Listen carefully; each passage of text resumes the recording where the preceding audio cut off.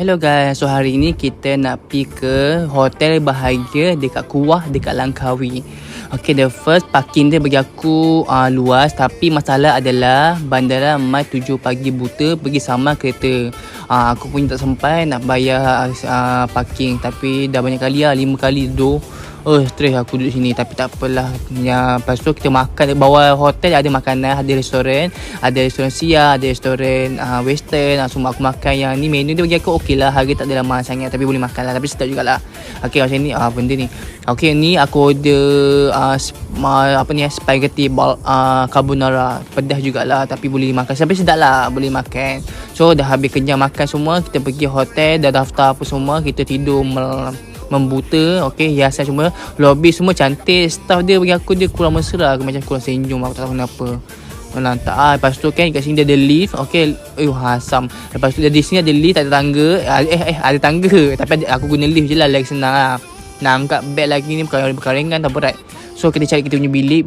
Tempat dia luas. Okey, tempat dia luas, hotel banyak bilik apa semua, tapi kan aku kan selalu dengar bunyi orang keluar masuk kan, tapi tu tak nampak orang kan. Tu akak cleaner baik, dia senyum kan, bagus. Ni kita orang tengah cari bilik kita orang. Tapi tempat sini aku tingkat 2. Tapi sini okey lah, dia punya hotel dia okey, bersih, wangi apa semualah.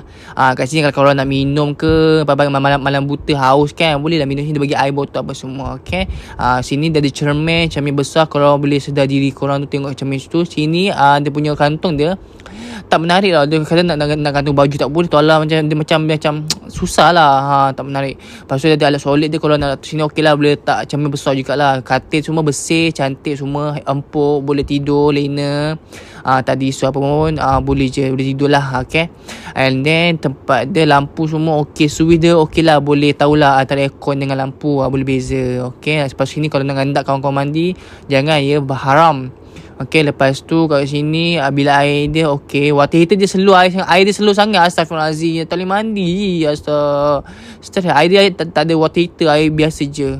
Lepas tu jamban dia okey, cuma dia tak ada macam entahlah.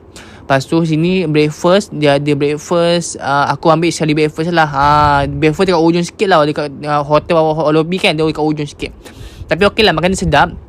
Dekat sini dia tak ada macam menu-menu pilih, tak ada. Dia buffet. Kalau dia sediakan apa, kau makan je. Okey, kau jangan memilih. Lepas sini dia ada nasi lemak, sosis, apa semua ada.